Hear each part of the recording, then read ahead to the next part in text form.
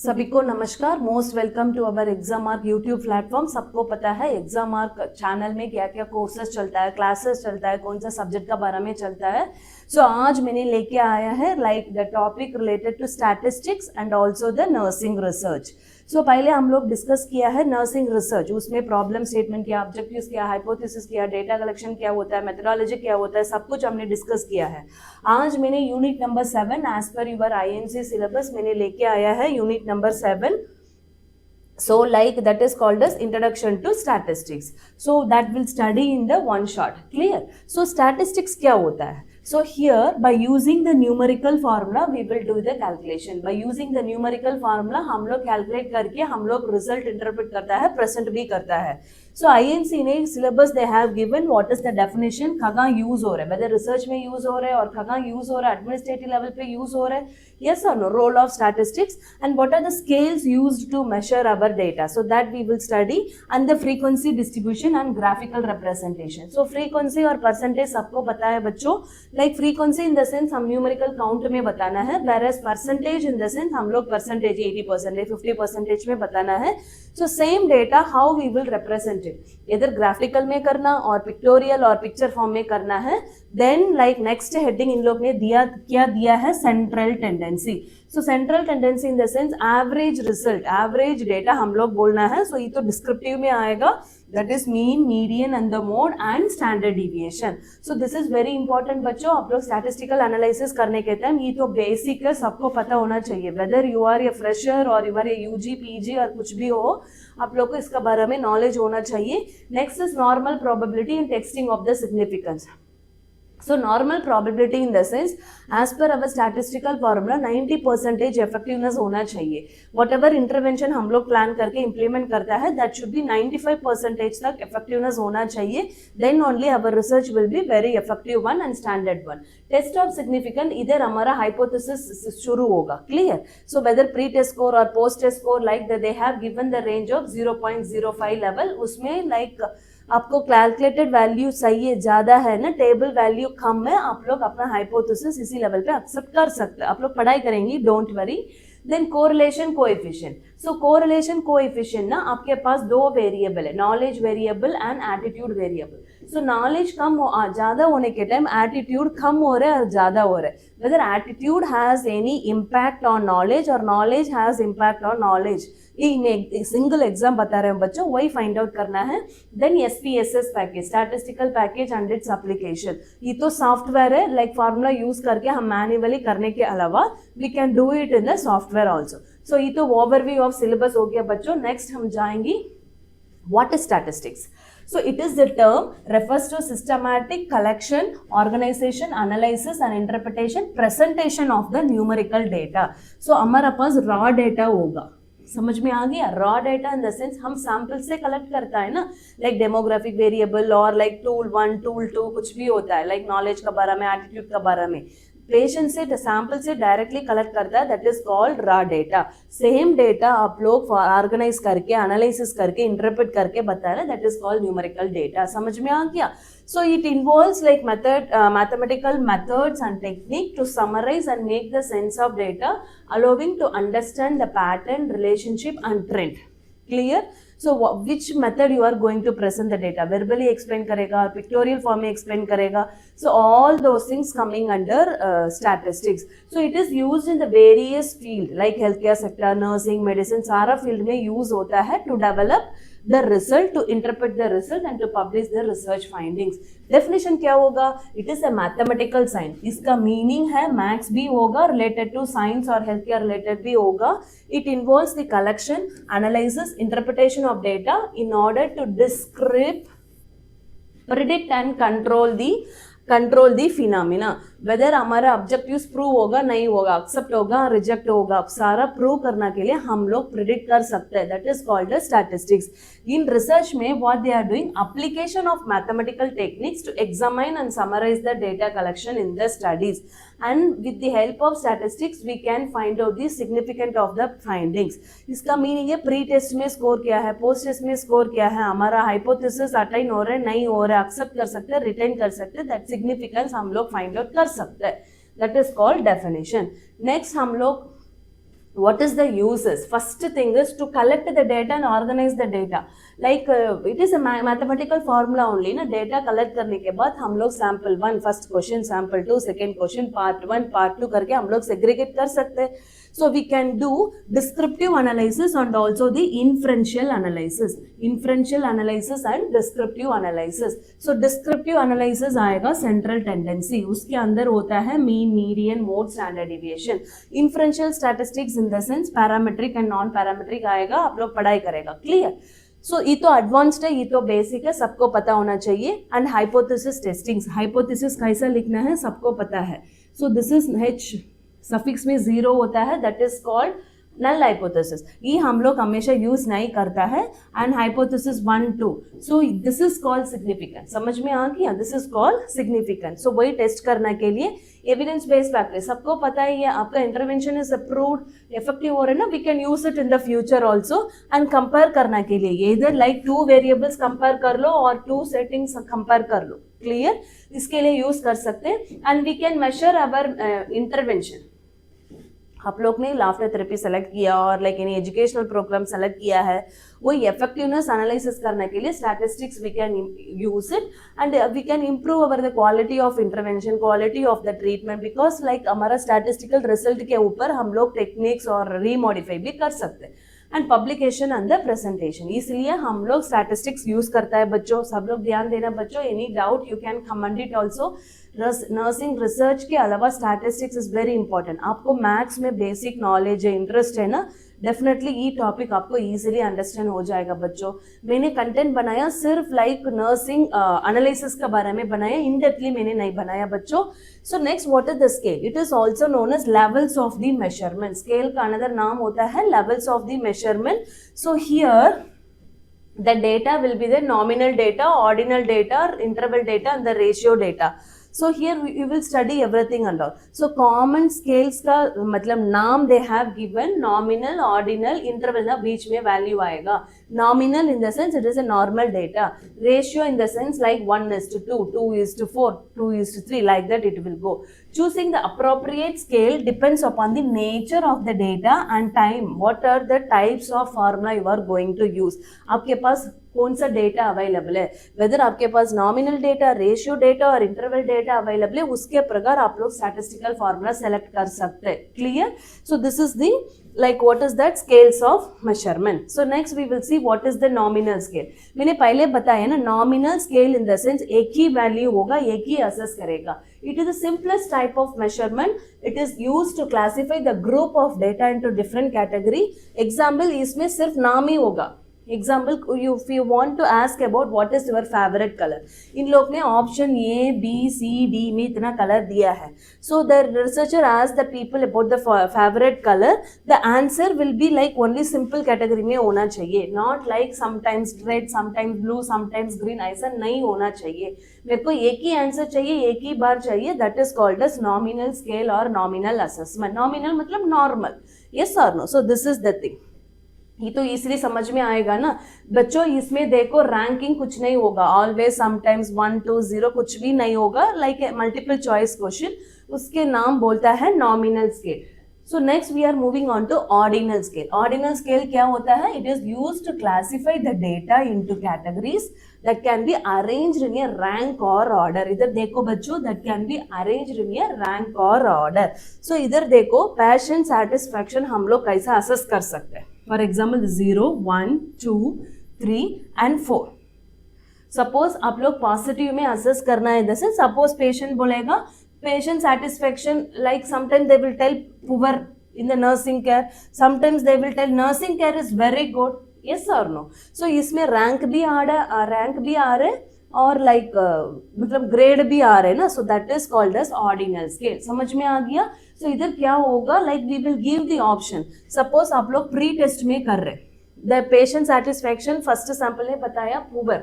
आपने कुछ इंटरवेंशन दिया, कुछ मॉडिफिकेशन किया है, कुछ ट्रीटमेंट और कुछ इंटरवेंशन आपने दिया है.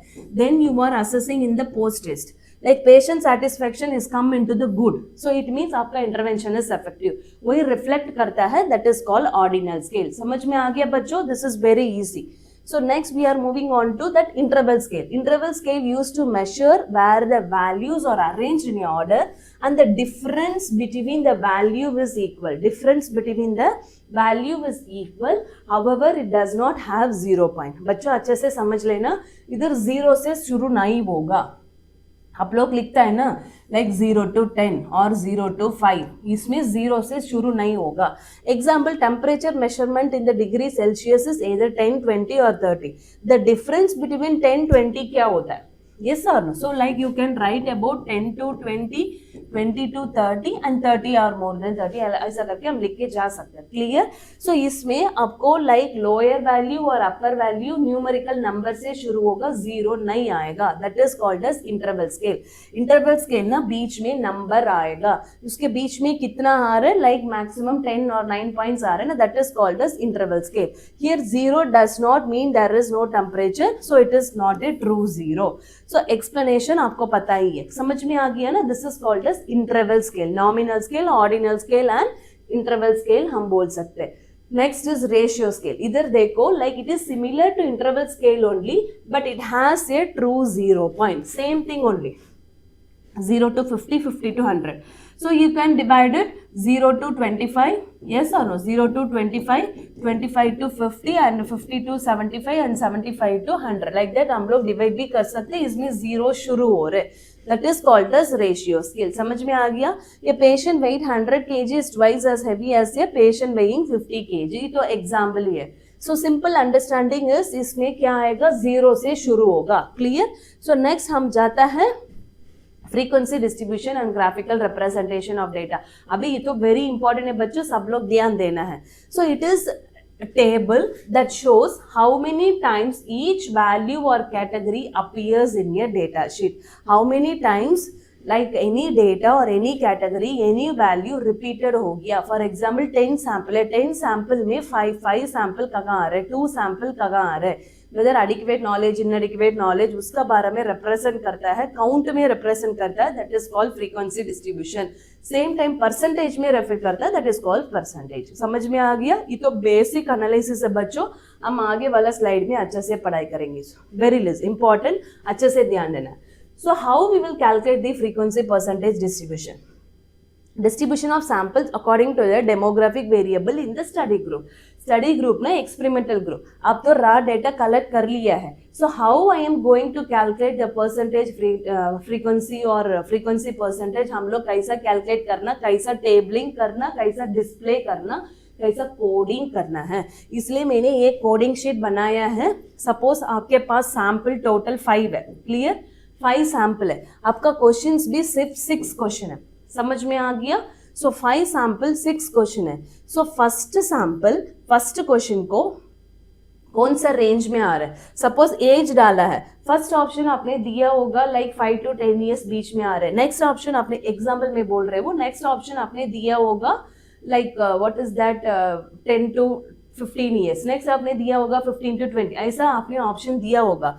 So first sample first question को ऑप्शन ए सेलेक्ट किया है. समझ में? फर्स्ट ए सेलेक्ट किया है. सेकेंड सैंपल फर्स्ट क्वेश्चन को ऑप्शन बी सेलेक्ट किया. थर्ड सैंपल क्वेश्चन नंबर 1 को ऑप्शन सी सेलेक्ट किया. लाइक दैट टोटल 5 सैंपल ने सेलेक्ट किया. समझ में आ गया ना? Then same like that you will fill it all sample. Clear? So सारा सैंपल को 6 क्वेश्चन का आप लोग फिल करेगा. देन ये में कितना लोग आ रहे हैं, ये में कितना लोग आ रहे हैं बच्चों, एनीवन कैन कमेंट इट. ए में कितना लोग आ रहे हैं, लाइक 1 2 3. सो इसका मीनिंग 3 आप इधर लिखो. बी में 1 आ रहे, इस सी में कितना आ रहे, 1 आ रहे, डी में 0 आ रहे. टोटल कितना है, 3 4 5. आपका सैंपल काउंटिंग भी 5 है, टोटल भी 5 है. इसका मीनिंग 5 सैंपल फर्स्ट क्वेश्चन ने अटेंड किया है. सेम लाइक दैट आप लोग इधर फिल करेगा. समझ में आ गया? ये तो कोडिंग शीट हो गया है. So now how we will represent in your statistical और research evidence, that we will see it. So आपका टेबलर कॉलम कैसा होना चाहिए, सीरियल नंबर द क्वेश्चन. इसका मीनिंग है ये तो क्वेश्चन आएगा, द डेमोग्राफिक वेरिएबल ये तो पार्ट 1 में होगा. कहाँ होगा बच्चों, पार्ट 1 में होगा. सो इन लोग ऑप्शन दिया है 18 to 21 years. So same question उधर भी रिपीट होगा ना. सो 18 to 21 ईयर्स में कितना लोग आ रहे फ्रीक्वेंसी में, 3 आ रहे, 1 1 एंड हियर डी में 0 आ रहा है. सो काउंट में बोल रहे that is called 3.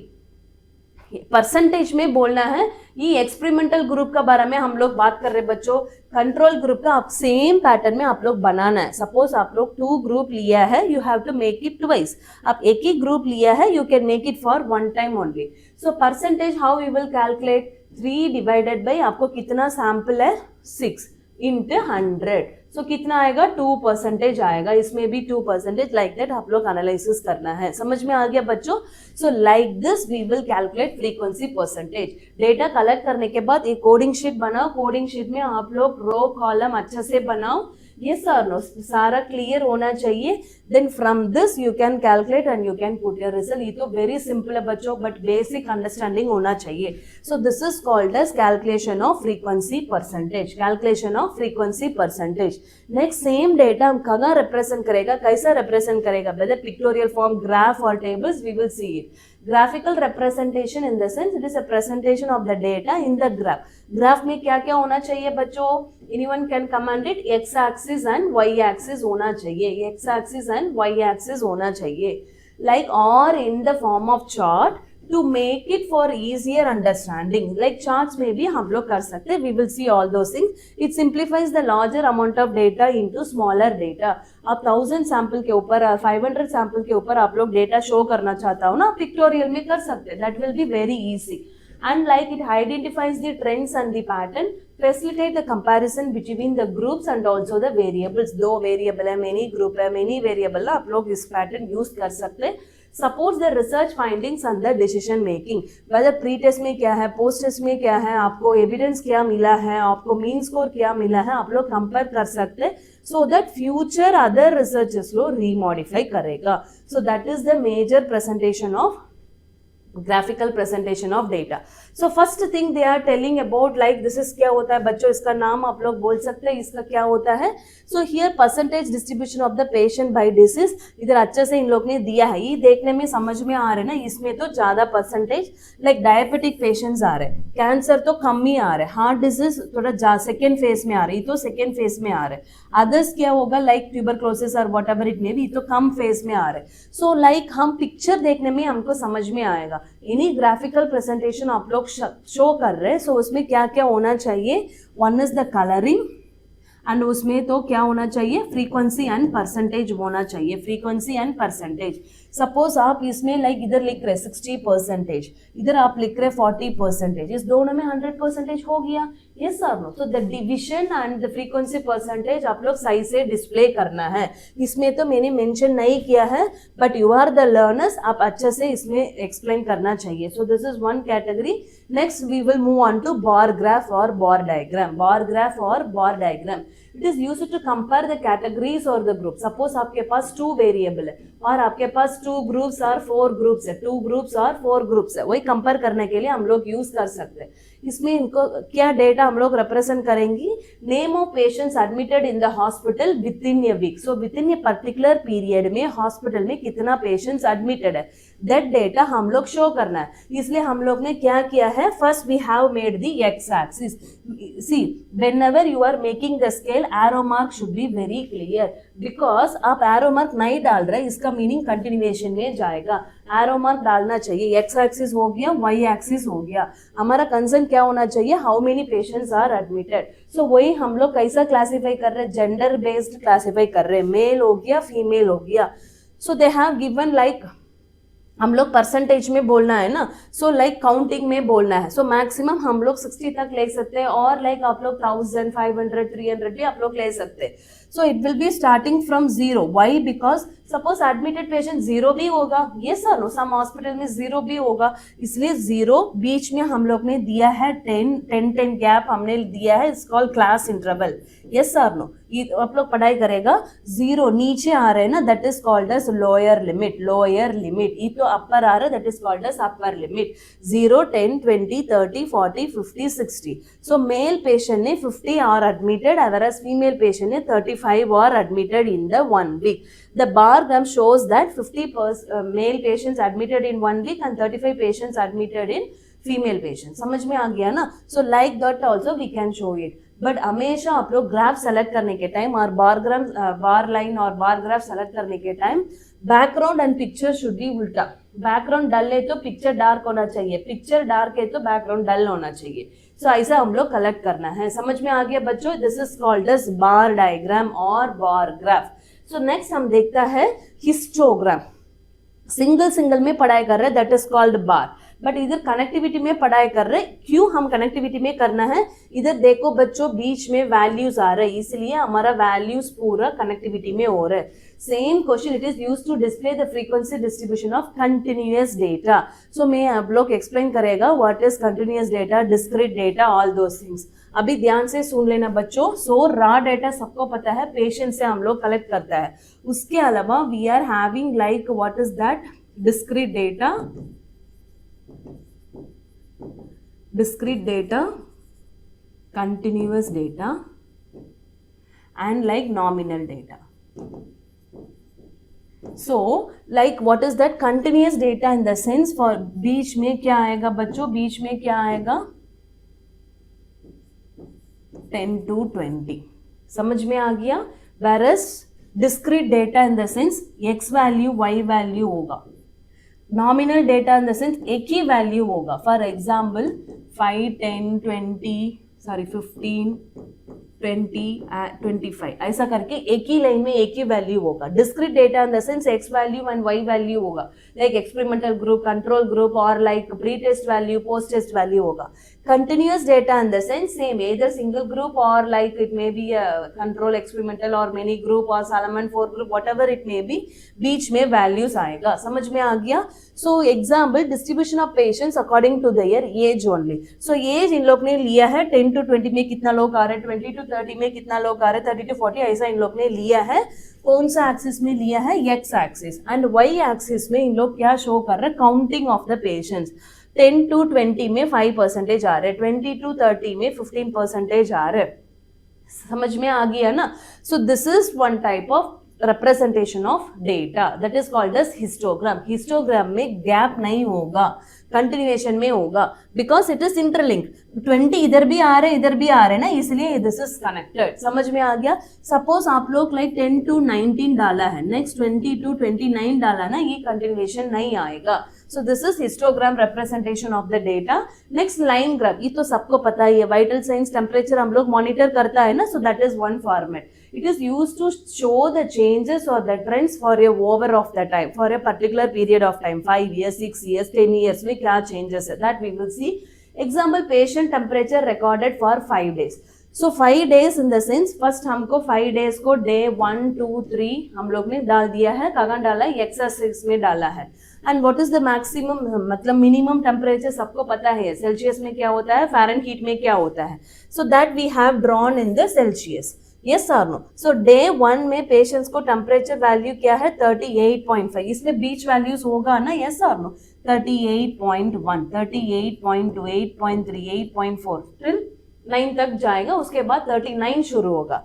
So here first day में इतना, सेकेंड डे में इतना, थर्ड डे में इतना।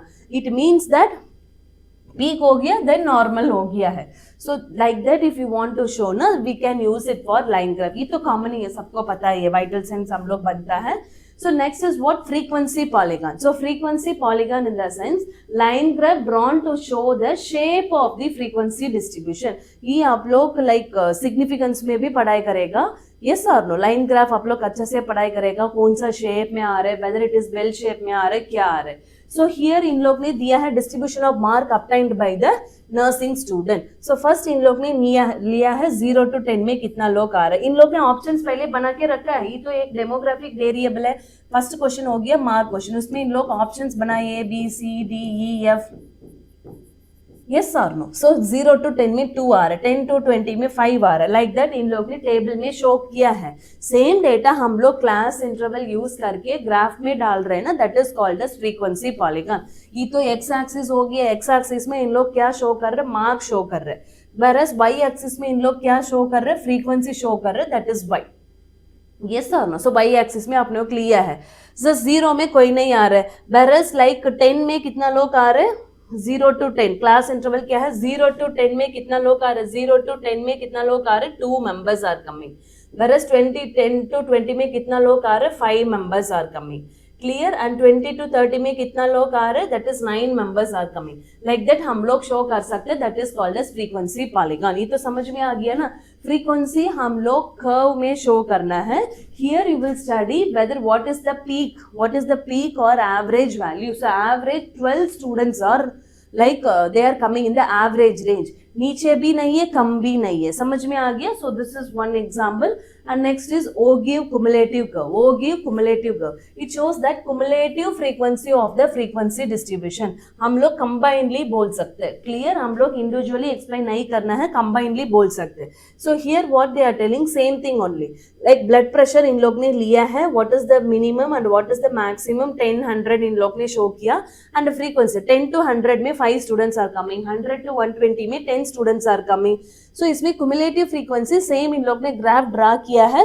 110 to 120 में कितना लोग आ रहे, that is 5 are coming. Here 15 are coming. So 110 में 5 is coming. Then again like 120 में 15 इतना लोग आ रहे हैं ना, same thing हम लोग show कर सकते हैं.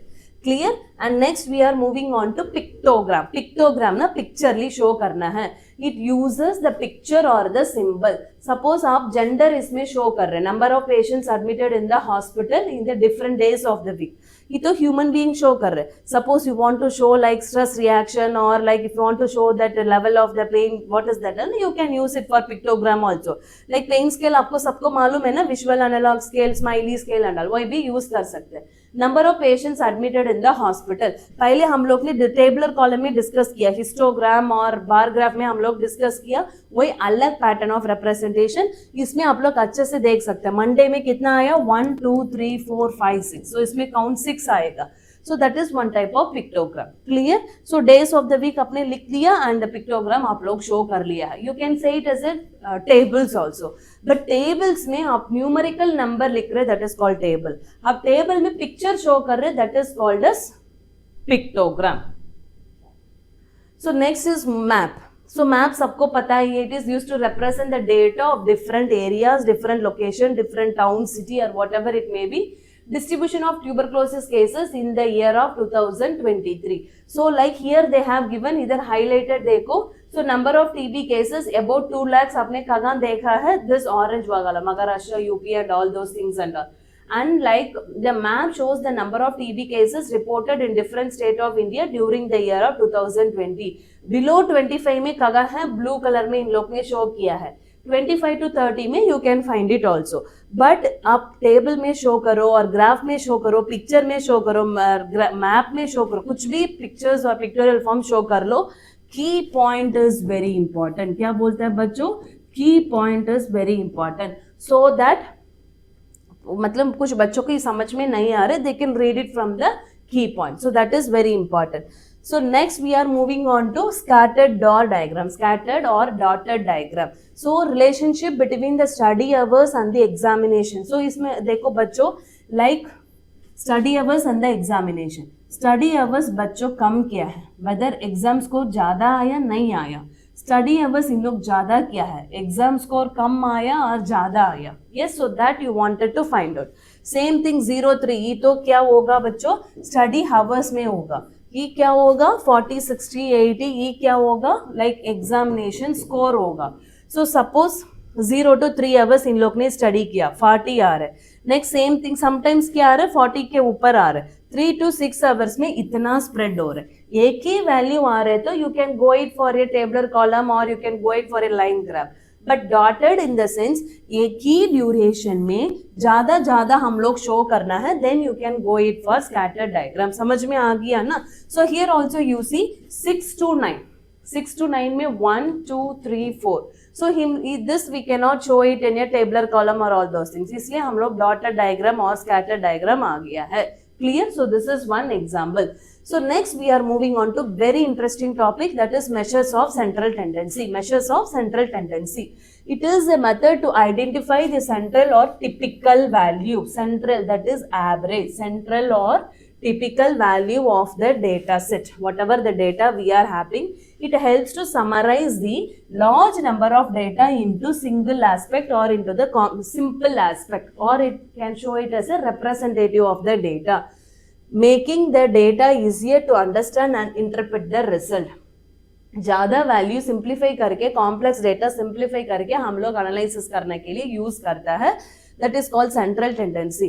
In research, it is used to find out the average or most representative value of the data set. इसलिए मैंने डेफिनेशन से बताया है, मतलब लार्जर डेटा सिंप्लीफाई करके हम लोग प्रिडिक्ट कर सकते हैं what will be the result. Yes, so that is called as measures of central tendency.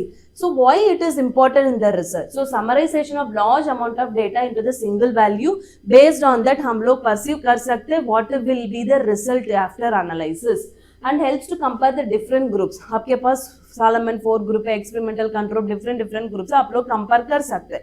Group 1 में क्या है, 2 में क्या है, प्री टेस्ट में क्या है, पोस्ट टेस्ट में क्या है। Provide the clear picture of the study sample ने क्या प्रेजेंट किया है, क्या मतलब इन लोग ने आंसर दिया है, वही आइडेंटिफाई करने के लिए सेंट्रल टेंडेंसी हम लोग यूज कर सकते हैं। Support the data analysis and the interpretation. So central tendency the basic analysis, इसलिए मैंने बताया it will be coming under descriptive statistics to analyse and interpret the research data. Clear? So next उसके अंदर क्या क्या आ रहा है। First is what mean, that is average value of the data. 100 sample आपने डेटा कलेक्ट किया, उसके अंदर एवरेज वैल्यू क्या आ रहा है। मीडियन इन द सेंस बीच में क्या आ रहा है। सपोज लाइक आपका डेटा आपने शो किया है 30, 50, 70, 80, 90 एंड 100। समझ में आ गया ना। दिस इज लाइक क्या होता है बच्चों, ये क्या होता है, दिस इज 1, 2, 3, 4, 5, दिस इज 6। बीच में क्या आएगा, there will be, you can take it from this one, 80 आएगा। So that is called a, suppose आपको इक्वल रेस्पॉन्सिबल डिविजन आप लोग देना चाहिए, whether it is a front और इट इज अ बैक, और लाइक आप लोग इक्वल नहीं आ रहे मतलब आप लोग ज्यादा वाला सेलेक्ट करना चाहिए। That is called as median. Mode in the sense that value that occurs most frequently, इसमें मोस्ट फ्रीक्वेंटली कुछ भी नहीं आया। सपोज आपके पास 30, 50, 70, 90, again 70. So most repeated is called as mode. Most repeated is called as mode. Average में आ रहा है that is called as mean. उसका बीच में आ रहा है that is called as median. समझ में आ गया? So this is for only the discrete data. So next हम statistical analysis देखेंगे, इसलिए मैंने बताया है descriptive analysis very basic. मैंने एक framework बनाया है. First is data sheet for the study group we are going to see. So data sheet for the study group. So what we are going to assess, mean of pre-test and post-test level of knowledge in the study and the control group. Mean of pre-test and post-test level of knowledge in the study group. So मैंने इधर क्या select करेगा, अभी सिर्फ क्या select करेगा, like mean में हम लोग सिर्फ नॉलेज सेलेक्ट करेगा इन द स्टडी ग्रुप। समझ में आ गया ना, नॉलेज सेलेक्ट करेगा in the study group. That is also first we will see the pre test. इसके लिए डेटा शीट मैंने बनाया, बच्चों अच्छे से ध्यान देना है। Knowledge in the study group that also pre test में करना है। उसके बाद knowledge in the study group post test के लिए भी करना है। Knowledge in the control group pre test post test में भी करना है। इसके लिए मैंने कोडिंग शीट बनाया है। कोडिंग शीट में क्या क्या शो करना है, what are the questions are there, ये तो सेक्शन बी में होगा बच्चों। इसमें क्या होगा, total I am having a 5 questions and sample कितना होगा, 5 सैंपल होगा, 5 सैंपल होगा, 5 क्वेश्चंस भी होगा। यस और नो। सो इसलिए क्या करना है, आपने फर्स्ट क्वेश्चन को कौन सा ऑप्शन करेक्ट है ऑलरेडी आपने स्पेसिफाई किया है। क्वेश्चन 1 को ये सही है, 2 को सी सही है, 3 को डी सही है, 4 को वट एवर इट में भी आपने राइट ऑप्शन भी इधर दिया है। Suppose first sample first question को क्या दिया, इफ इट इज ये answer then you can give it for 1। Same time first sample second question को आप लोग को क्या आना चाहिए, सी आना चाहिए, बट सैंपल ने बी दिया है, then it is wrong, you can give it 2। समझ में आइए, right answer for 1 mark, wrong answer for 0 mark. ऐसा करके आप लोग डाल के जाना चाहिए। क्लियर? सो इसमें कितना आ रहा है, सही ऑप्शन कितना है, 1 2 3।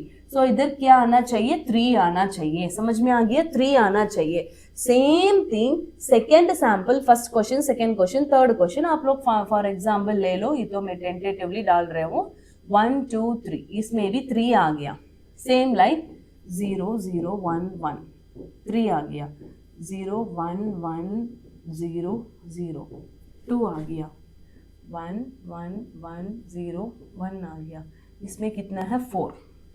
क्लियर, इसमें कितना है 4।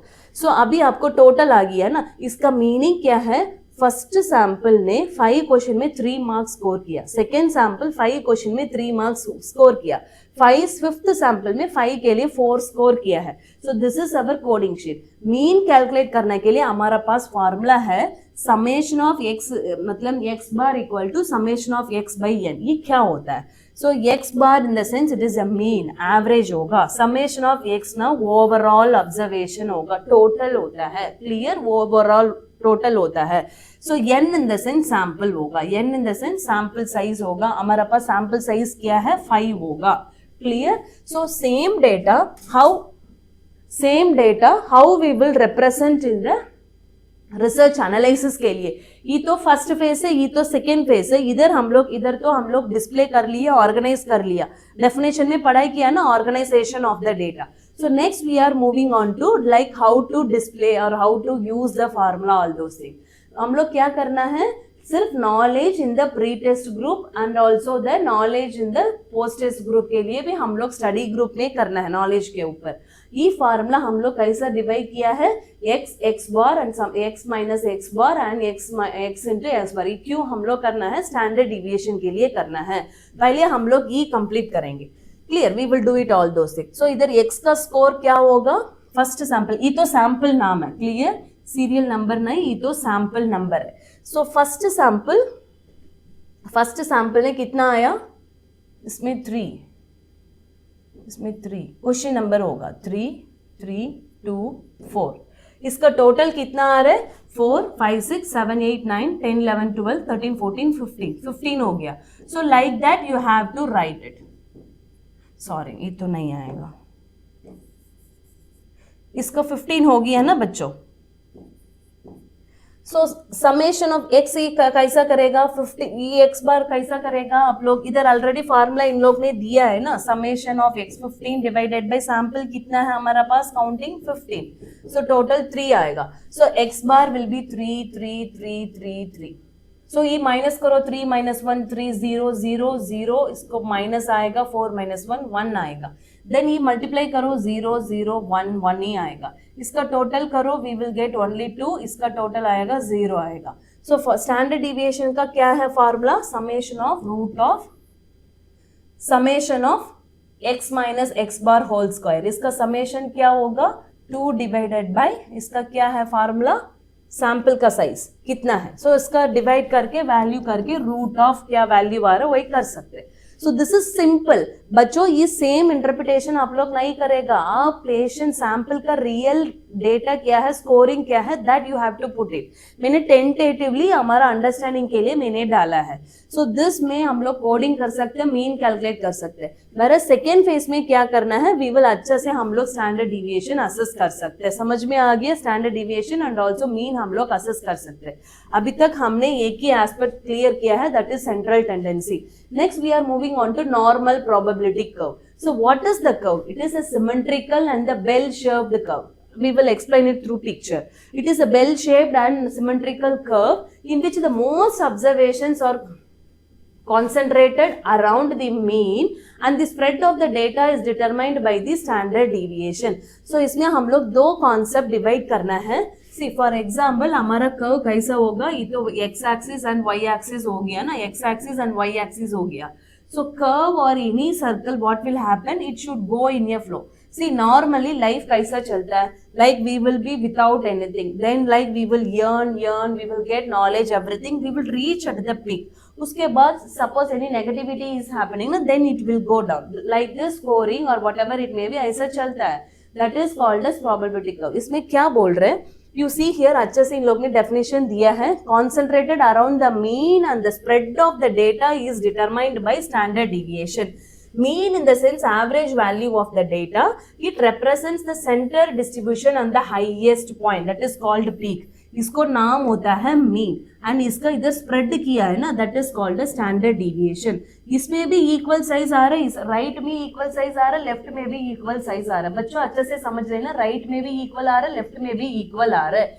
Suppose right में कम आ रहा है, इसका मीनिंग है अपना हमारा कर्व और हमारा सिग्निफिकेंस अच्छे से हम लोग नहीं बोल सकते. So that is called a standard deviation. कितना परसेंटेज डिविएशन में जा रहा है, that is called standard deviation.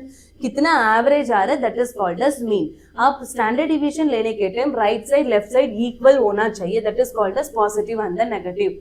So step by step इन लोग ने दिया है. So first thing is collection of the data. Researcher collects the knowledge score of 100 nursing students about hand hygiene. इन लोग ने रॉ डेटा सेलेक्ट किया है. उसके बाद हम लोग मीन कैलकुलेट करना है. So this is the collected raw data. इधर देखो mean summation of x by n. Last in लोग ने स्कोर क्या लिया, 75 लिया है. 75 मार्क और परसेंटेज ऑफ कंसिडर कर लो. इसके बाद स्टैंडर्ड डिविएशन कितना परसेंटेज डिविएट करके में आ रहा है. सो फार्मूला यूज करके इन लोग 5 आइडेंटिफाई किया है. Then what we have to do, draw the x axis में हम लोग क्या रखना है, स्कोर रखना है. वाई एक्सिस में क्या रखना है, नंबर ऑफ स्टूडेंट्स रखना है. Then we have plot it also. इसमें बीच में क्या है देखो 1 2 3 4, ये तो इक्वल है. 1 2 3 4 ये भी इक्वल है. This is called normal probability curve. ये सेम थिंग आप लोग पिक्चर में ड्रॉ कर रहे, कर्व में ड्रॉ करना. This is called normal probability curve. Suppose आपका कर्व ऐसा ऐसा आ रहा है ना, that is called normal, not a normal probability curve. ये समझ में आ गया ना. सो इसका मीनिंग है टोटल सैंपल में कितना एवरेज आ रहा है, राइट साइड लेफ्ट साइड आगे पीछे सेम डिविएशन में जा रहा है, दैट इज कॉल्ड इफेक्टिव और सिग्निफिकेंस. सपोज आप बेल शेप में ड्रा कर रहे, इधर ये तो क्या हो गया, स्कोर्स हो गया. So next you are putting 15 to 60 में क्या हम लोग शो करना है, कितना लोग आ रहा है. 15 to इसमें कितना लोग आ रहे हैं, so that you will put it here. Either also they are telling about 75%. So like हमारा statistical formula statistician क्या बोल रहे हैं, हमारा intervention और significance whatever it may be 95% ही हम लोग बोल सकते हैं. Not less than 95 or not more than 95, like 99 100 हम लोग नहीं बोल सकते. 95% is the limit to find out the effectiveness or significance or whatever it may be. समझ में आ गया. इधर then we can understand the symmetrical will be both sides equal होना चाहिए. इसमें समझ में आ गया ना, इसमें both sides similar ही आ रहे हैं, इसमें ज्यादा कम ऐसा नहीं हो रहा है. The curve will be looks like a bell. इसलिए डेफिनेशन में हमने पढ़ाया है it is a bell shaped curve. Bell shaped आने के लिए दो साइड इक्वल होना चाहिए. Highest point of the curve will be 7. So is here larger, wider in the sense standard deviation they have given extended on the both side representing the extreme scores whether it is a right side or left side. And here you can see research में हम लोग क्या बोल सकते हैं, most of the students scored between 70 and the 80. Very less student has scored between 60 and the 80. इसलिए average क्या बोल रहे हैं, 75 is the maximum score. So conclusion हम लोग क्या बोल सकते हैं, it helps the researchers to understand how the study data is distributed and understand the average result, average performance, average intervention, average effectiveness. समझ में आ गया. This is called significance, that is test of probability curve. ये आपको 5 mark में question आएगा बच्चों, आप लोग अच्छे से ध्यान देना, अच्छे से पढ़ाई कर लो. Clear. So next, why it is importance in the nursing, it helps to describe the distribution of the data. पहले हम लोग पढ़ाई किया है ना, मतलब इतना स्टूडेंट्स ने 75 मतलब कितना लोग 75 लिया है, कितना लोग 60 लिया है, वही फाइंड आउट करने के लिए ये कर्व और बेल शेप्ड कर्व और टेस्ट ऑफ सिग्निफिकेंस हेल्प करेगा. Assisting in selecting the appropriate statistical test, कौन सा फॉर्मूला सेलेक्ट करना चाहता हूँ, if it is a correlation coefficient कौन सा फॉर्मूला यूज करेगा और एसोसिएशन कैसा यूज करेगा. Identifies the average performance of the participant. So average में कितना लोग आंसर दिया है, अपना रिसर्च सैंपल में एवरेज में कितना लोग आंसर दिया है वही आइडेंटिफाई कर सकते हैं. It determines the variation in the data. So इसलिए हम लोग बेल कर्व में सर्च किया है ना, हम लोग बेल कर्व में सर्च किया ना, x axis Y axis. Suppose आपका ग्राफ ऐसा आ रहा है, you can, this is called as deviation. वही फाइंड आउट करने के लिए it helps to compare the groups and interpret the findings. Experiment में क्या, कंट्रोल में क्या, फर्स्ट ग्रुप में क्या, सेकेंड ग्रुप में क्या, बिफोर इंटरवेंशन क्या, पोस्ट इंटरवेंशन क्या है, हम लोग आइडेंटिफाई और कंपेयर करने के लिए we will use this one. Clear. So next हम जाता है test of significance. Test of significance. So इधर गेम शुरू होगा pre test and post test. क्या शुरू होगा, pre test and post test. It is a statistical method used to find out whether the result of the study happened by chance or represented by the real effect. Really आपका intervention का वजह से वो score changes हो गया, problem कम हो गया. सो वही प्रूव करने के लिए, फाइंड आउट करने के लिए we will use to find out test of significance. Clear? So उसमें 2 क्लासिफिकेशंस होता है. It is very very very very important बच्चों, that is parametric and non parametric. Parametric in the sense it assumes the data follow the normal distribution and used for the population. इसमें तो normal distribution, normal data होगा. Non parametric in the sense इसमें कुछ ये normal data हमको required नहीं है और पॉपुलेशन का पैरामीटर भी इतना रिक्वायर्ड नहीं है. सैंपल साइज इसमें suitable for larger sample को भी हम लोग यूज कर सकते हैं.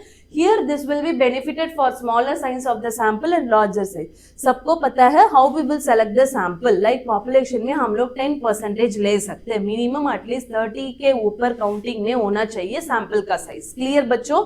So next is what advantages.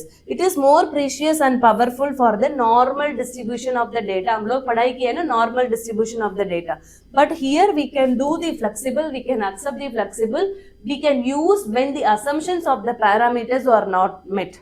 So सबको पता है assumptions क्या होता है, objective hypothesis क्या होता है. Assumption in the sense हम लोग predict करता है, research करने के पहले, शुरू करने के पहले हम लोग predict करता है. Suppose knowledge of hand hygiene among staff nurses. हम लोग प्रिडिक्ट करता है फ्रेशर नर्सेस को हैंड हाइजीन के बारे में नॉलेज नहीं होगा, और दोस्त who are like ANM nurses को हैंड हाइजीन के बारे में नॉलेज ज़्यादा नहीं होगा. हम लोग प्रिडिक्ट करता है ना. So here they are, that is called as assumption. So that is the thing. Limitation not suitable for the non-normal or categorical data. Categorical data, demographic variable assess करने के लिए, find out करने के लिए ये नहीं होगा, but this will be suitable for that. Clear? So this is the simple interpretation between parametric and non-parametric. अभी interesting topic. We are moving on to interesting topic, that is parametric and non-parametric. Parametric ना इसमें आप metric के लिए बोल रहे हूँ. This is used to compare it, but this we can use it for association or relationship. Clear? Association or relationship. So इसमें इन लोग ने स्टैटिस्टिकल फार्मूला नाम दिया है pair test, unpair T test, Karl Pearson correlation formula, ANOVA and Spearman rank formula. So ये formula use करके we will compare the mean score of same group before intervention and after intervention. समझ में आ गया? That is like pre test and post test score आप लोग compare करेगा in either experimental group और कंट्रोल ग्रुप. बच्चों अच्छे से ध्यान देना, एक्सपेरिमेंटल ग्रुप और कंट्रोल ग्रुप में pre test post test score compare करने के लिए pair T test we will use. Unpair T test in the sense 2 independent group, इधर लाइक एक्सपेरिमेंटल ग्रुप और कंट्रोल ग्रुप कंपेयर करने के लिए आपने डिफरेंट सेटिंग में लिया, अर्बन एंड रूरल में आप लोग लिया है. ये सेटिंग कंपेयर करने के लिए, सेटिंग और ग्रुप कंपेयर करने के लिए you will select for unpaired T test. Calculation formula in the sense it is used to measure the strength or direction of 2 continuous variable. Suppose like knowledge and attitude ले लो, और like knowledge and practice ले लो, और like knowledge and impact ले लो. ये find out करने के लिए we will use the calculation formula. And ANOVA in the sense it will compare the means of more groups. Clear? Suppose आपके पास salmon प्रोर group है, that is like experimental, control, all those things are there, उसके लिए use होता है. Next is what Spearman formula, it is the alternative formula. Clear? आपको कैलपिएसन set नहीं हो रहे, then you can go for Spearman formula. ये पूरा हम लोग मैन्युअली पढ़ाई करेंगे, you don't worry. So next non-parametric मैंने पहले बताया है, it is used to find out the correlation, that is used to find out the association. It means that is there any relationship between your categorical data and your मतलब dependent variable. मैं simple चीज आपको बता रहा हूँ, इसका नाम होता है काई स्क्वायर टेस्ट. आपको demographic variable, sorry dependent variable and demographic variable. आपको डिपेंडेंट वेरिएबल हो गया नॉलेज, डिपेंडेंट वेरिएबल हो गया नॉलेज, डेमोग्राफिक वेरिएबल हो गया जेंडर, एज और education. Whether this gender will have impact on knowledge or not. Gender, you were male student, whether male student को IQ अच्छा है कम है related to any particular topic. So वही association find out करने के लिए correlation, that is chi-square association, chi-square formula हम लोग use करता है. So this is alternative for unpaired t-test, this is alternative for paired t-test. समझ में आ गया? इसमें आप लोग formula basically use कर सकते, is based on the author they have given. So up to this, if you are a UG, PG or doctorate, we will practice it. Practically हम लोग करता है. Clear? So अभी आगे वाले स्लाइड में अच्छे से देखेंगे. So pair t-test used when the same subjects are measured twice, such as before intervention and after intervention in the same group. Same thing मैंने definition में बताया है. What is the formula? T equal to D by SD by root of n. So इसका क्या होता है? How we will do it? So इसके लिए भी separate formula. देखो बच्चों, like D bar है. D बार फाइंड आउट करने के लिए separate formula we are having and SD find out करने के लिए standard deviation separate formula we are having and what is the DF find out करने के लिए n-1. इसका फुल निमोनिक्स अभी पढ़ाई करेंगे. सो T in the sense calculated table value. इसलिए मैंने मतलब पहले एक्सप्लेन किया है, आपका कैलकुलेटेड वैल्यू ज्यादा है, टेबल वैल्यू कम है, इसका मीनिंग आपका इंटरवेंशन इज इफेक्टिव. इसलिए T we are going to find out. By using this only आप लोग एक्सेप्ट करेगा whether your intervention your value is accepted और हाई और not. So D bar in the sense difference, कितना difference है, whether it is 3 और 5 और 10 और कितना परसेंटेज है. स्टैंडर्ड डिविएशन आपको मालूम है, n in the sense number of observations, number of sample counting. So this is the mnemonics for pair T test. So next we are moving on to unpair T test. इसको data आप लोग को कहाँ से मिलेगा, वही भी आप लोग को मालूम होना चाहिए ना. डेटा आप लोग को कहाँ से मिलेगा, ये डेटा आप लोग को कहाँ से मिलेगा, ये ऑलरेडी आप लोग ने किया होगा ना, tabular form and all. We will study it also, don't worry. So next we are moving on to unpair T test. So unpaired T test in the sense like two different groups, इधर experimental group और control group में आप लोग पढ़ाई कर सकते हैं. उसका formula T equal to T क्या होता है, कैलकुलेटेड वैल्यू. x1 बार क्या होता है, mean of the study group. Two dependent independent sample मतलब एक study group and control group.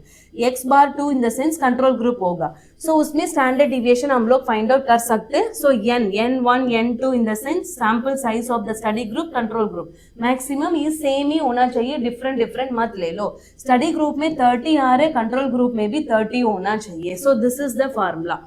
So next वही सिर्फ yes that is standard deviation find out करने के लिए अलग से फार्मूला दिया है. You can study it also. So this are the standard formula used to test the pair T test और unpaired T test. Pair T test मतलब like एक ग्रुप में दो मतलब pre test and post test compare करने के लिए यूज करता है. अनपेयर टी टेस्ट मतलब दो डिफरेंट ग्रुप्स कंपेयर करने के लिए यूज करता है बच्चों. So next we are moving on to correlation coefficient. क्या करता है, correlation coefficient we are going to study. It is numerical value that represents the degree of association between two or more variables. So कितना percent degree of association is called as DF. कितना percentage है. It qualifies how well changes in one variable can be predicted by changes in another variable. That is called dependent variable score change हो रहा है. Demographic variable link होगा नहीं होगा, समझ में आ गया. So this is correlation. First dependent variable change हो रहे, सेकेंड डिपेंडेंट वेरिएबल चेंज होगा नहीं होगा, वेदर उसको डिपेंडेंट है नहीं है, वही फाइंड आउट करने के लिए we are using correlation coefficient. So in nursing research, it is used to determine the relationship between two variables. Suppose knowledge, attitude and practice, knowledge and practice or impact factor.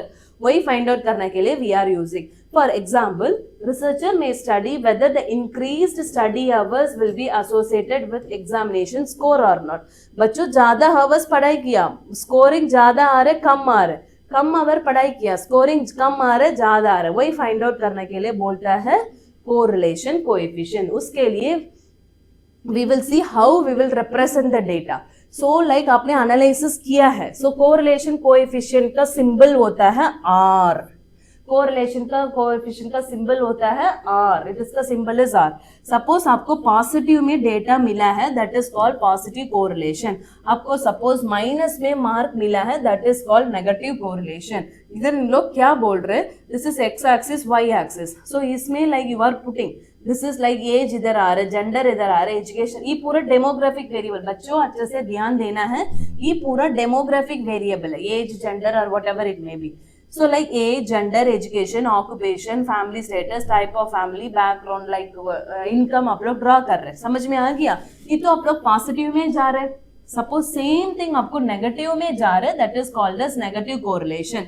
as one variable increase another variable भी increase आना चाहिए, that is called positive. Another variable decrease हो रहा है, that is called negative correlation. Zero correlation in the sense इधर उधर आएगा, we cannot predict the x value or we cannot predict the y value. हम लोग ऐसा ऐसा भी डाल सकते हैं. इधर तो एक imaginary line हम लोग बना सकते हैं, predict कर सकते हैं whether it is positively related or negatively related. Whereas zero correlation में हम लोग कुछ भी find out नहीं कर सकते. समझ में आ गया? Fine. So next we are moving on to simple correlation and multiple correlation. Relationship between the like variable x is called as knowledge, variable y is called as attitude. You take attitude. So like that is study hours and the examination code. Whether it is present or not, simply हम लोग बोल सकते हैं. And relationship between two or more variables. So same thing only you will take the knowledge. Yes or no? You will take the knowledge. Then again you are taking into attitude. That attitude का बाद you can go it for a practice. Practice 1, practice 2. समझ में आ गया? इधर तो सिर्फ knowledge and attitude है, but same knowledge के apart from that attitude भी होना चाहिए. ये दोनों present है, उसके बाद हम लोग practice भी करना चाहिए. कितना बार practice कर रहे? So factors affecting the blood pressure like age, diet, stress and exercise like that many factors भी हम लोग ले सकते हैं. Clear? Many factors भी हम लोग ले सकते हैं. That is called as by number. It is divided into simple correlation. एक ही aspect में होगा. Multiple correlation ना different aspect में होगा. इधर देखो linear correlation in the sense it should go in a straight line. It indicates the constant change rate of change between the variables. So relationship between the height and the weight. Suppose like what is that? आपका age तो 10 years है. 10 years में आपको कितना age होना चाहिए? Whether it is going in a straight line. So that is called as linear correlation. And whereas curve correlation in the sense एक ही time जाएगा, it will reach the peak, then again it will come to the down. So that is for example like you take a temperature. When the patient was normal, उसको temperature normal है, patient was on the treatment, whether it went to risky group, then they have taken the treatment, उसके बाद कम हो गया है. So that is also one thing. That is the relationship between age and the reaction time. वही find out करना है तो you can use it this one. Clear? So this is called linear correlation and curvial correlation. So ये correlation find out करने के लिए we are having a Calpeasian formula and Spear-Ramp formula. Calpeasian formula example, if you are having a nominal data, ये तो single data में आएगा ना, nominal data तो सिंगल में आएगा, ये पूरा सिंगल डेटा में आएगा ना, age, weight, BP and the marks, ये तो सिंगल में आएगा. For example age is 3 years and the weight is for example 10 kg and BP is like 120 by 80 mmHg. Mark will be 80 mark. So ये तो single में आ रहा है. Then you will use the Calpeasian formula. Suppose आपको grading में आ रहा है, satisfaction like 10 to 20 or like sometimes attitude and all will be there, no, positive, like it will start from 0 to 7 or 0 to 5. Sorry, 0 to 7 like 5.3 point all those things and all.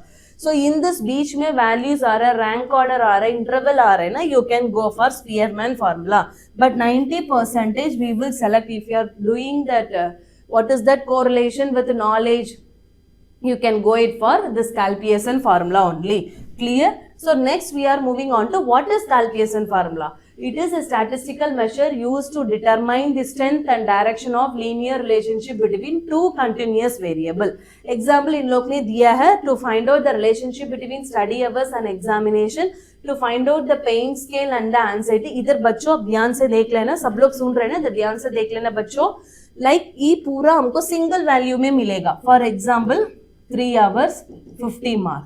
So pain score होगा for example like 5 आएगा. Anxiety level क्या है, इधर it may be mild, severe और whatever, BMI and blood pressure. इसके लिए हम लोग कैलकुलेशन फार्मूला यूज कर सकते हैं. डायरेक्टली हम फार्मूला के लिए मूव करेंगे. So before starting this formula how we will display the data, बच्चों अच्छे से ध्यान देना है. So first thing is data sheet for study hours and examination. In the study group we will do only the pre test. Clear? आप लोग make the sheet for examination separately. आप लोग फर्स्ट क्या करेगा, ओनली द स्टडी हावर्स के लिए मैंने बनाया है. आप लोग suppose if you find out the between what is that examination के लिए बनाना है ना, you can make it for another thing. So study hours के लिए make the sheet for examination के लिए आप लोग सेपरेटली बनाना है.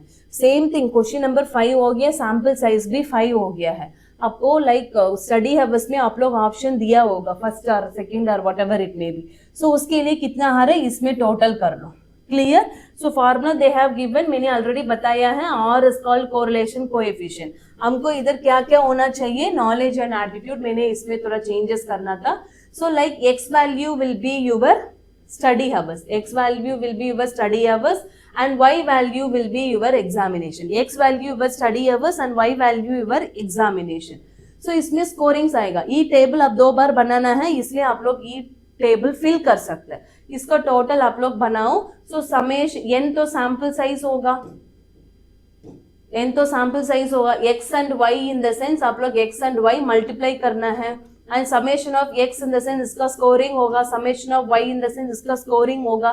x स्क्वायर सपोज आपको इधर 100 मिल रहा है, 100 इंटू 100 आपको इधर कितना होगा, 1000 होगा, ये सर नो सॉरी 10 मिल रहा है, 10 इंटू 10 100 आपको इधर मिल जाएगा। y आपको इधर 20 मिल रहा है, 20 इंटू 20 कितना इधर मिल जाएगा। Then x and y multiply कर लो, सबका टोटल कर लो, इसमें इंप्लीमेंट कर लो, आपको मिल जाएगा। Last you have to take care this square root. अब देखो बच्चों स्क्वायर रूट लेना है। सो कोरिलेशन कोएफिशिएंट में आपको स्कोरिंग सिर्फ मतलब सिंगल डिजिट में आएगा, 10 के ऊपर नहीं जाएगा। Please understood, either you will get 0 or you will get negative range or you will get positive range। clear? ये तो सिंगल डिजिट में आएगा बच्चों। this is one trick to display the correlation coefficient value। clear? Formula memorise करना चाहिए। so next we are moving on to ANOVA or MANOVA। so here हम लोग क्या करता है, parametric statistical test, it is used to compare the mean score of 2-3 groups है, Solomon 4 group हो गया, फैक्टोरियल डिजाइन हो गया। In that time we will use the ANOVA. Many times आप लोग इंटरवेंशन करता है, that time you can use it this one. Compare the means of 3 or more groups, determine whether the observe difference due to any chance, मतलब intervention का वजह से changes हो गया, उसका सिग्निफिकेंस क्या है वही मेजर करने के लिए we will use it. Avoid performing the multiple t test, instead of that you can use for ANOVA. clear? and next we will see the what is the formula। so like ANOVA में हम लोग बोलता है capital F, that is called like ratio हम लोग find out करेगा, because हमारे पास multiple group है इसलिए हम रेशियो में फाइंड आउट कर रहे हैं। so variance between the groups and variance within the groups, between the groups in the sense experimental group भी होगा, कंट्रोल ग्रुप भी होगा। वेरिएंस विद इन द, इधर देखो बच्चा अच्छे से इन लोग ने एग्जांपल दिया है, mean square of between the groups, इसमें mean square of within the group. So इधर एक्सपेरिमेंटल ग्रुप के you can take it for pre test और पोस्ट टेस्ट, और you can take it for post test कितना time दिया, whether 1 time और 2 time, 3 time और 4 time, उसका compare कर सकते हैं। Whereas here in this one control group we cannot take it in the same group, or you can take it for control group में, control group में post test कितना लिया है, so that value we can take it। इसमें भी सब classification है, 1 वे ANOVA, 2 वे ANOVA और रिपीटेड मेजर्स ANOVा। ये आपको थियोरेटिकली क्वेश्चंस आएगा, प्रैक्टिकली हम लोग मैक्सिमम यूज नहीं करता है। Suppose if you are taking a Solomon 4 group और फैक्टोरियल डिजाइन और other research design, you can go for ANOVA also. Clear? so that is the thing। so इधर क्या करना, variance between the groups, experimental or control or urban and rural, whereas here in the sense same group में क्या divisions आया है, then you can use this formula। next we are moving on to chi-square। chi-square किस में आएगा, non parametric test में आएगा। किस में आएगा, नॉन पैरामेट्रिक टेस्ट में आएगा, to test the significance. So इधर सिग्निफिकेंस हम लोग कैसा टेस्ट करना है, the p value will B 0.0 level, more than 0.0 level. ये तो स्टैटिस्टिकल रूल है, we cannot change this one। to determine whether there is a significant association or relationship between two categorical variables, that is dependent variable and demographic variable को what is the association। it compares the observed frequency and expected frequency, that is called O table and E table। observed frequency ना what we have calculated, मतलब expected frequency in the sense what we have planned, what we are going to attain, this we will see it in the table। clear? the purpose in the sense to find out the association between two categorical variables, to compare the observed values क्या है, expected value क्या है, sample ने क्या बोला है, हम लोग ने क्या assume किया है, हम लोग क्या plan किया है, to determine the differences। Statistically हम लोग बोल सकते हैं कितना परसेंटेज और कितना काउंटिंग में भी बोल सकते हैं, इसीलिए हम लोग यूज करता है chi-square। It is coming under parametric, non parametric. इसमें फॉर्मूला क्या बोल रहे हैं, X square is equal to summation of O minus E square by N, इसमें मतलब इन लोग निमोनिक्स दिया है. So X stands for chi-square, O is for observed frequency, this E is for expected frequency and sum of all values is called as summation. ये सबको पता है. So how we will find out all those things? So E how we will find out in the sense row total minus column total.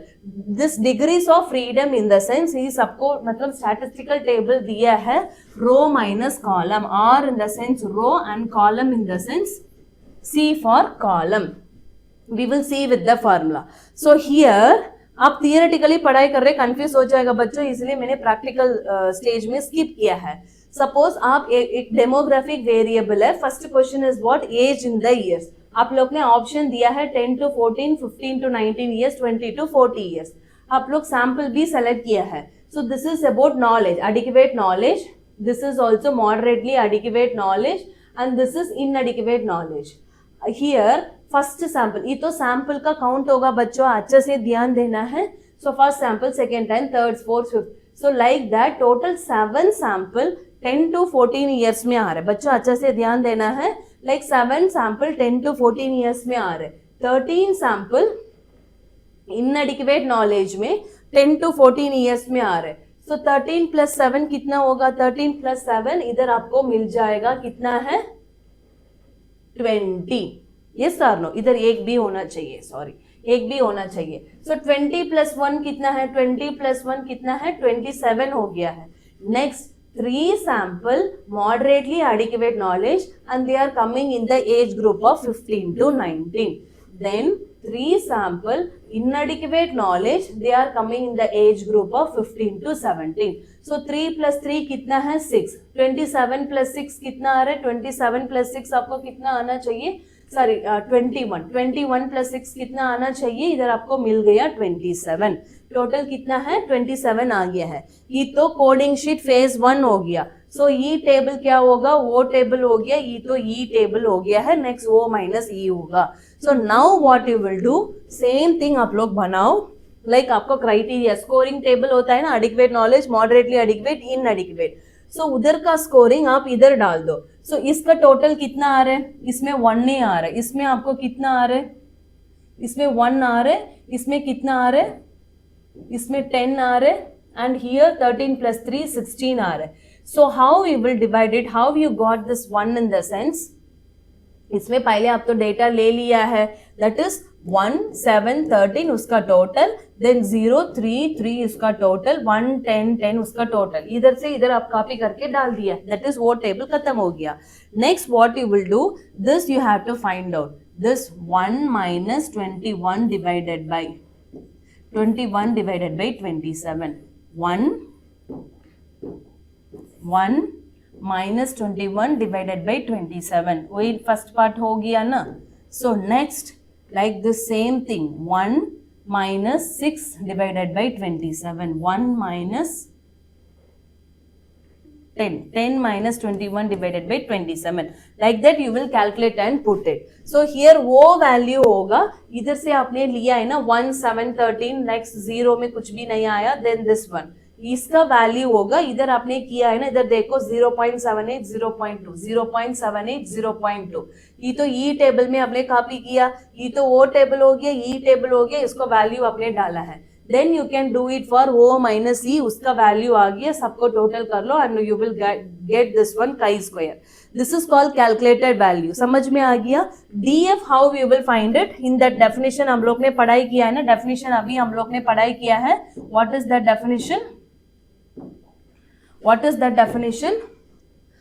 DF how we will do it? That is DF is equal to row minus 1 into column minus 1. So row कितना आ रहा है? Like here you will take it. Row में कितना options आ रहे हैं, column में कितना options आ रहे हैं, then you will find it the DF value. उसके बाद statistical table में आप लोग पढ़ाई कर सकते हैं.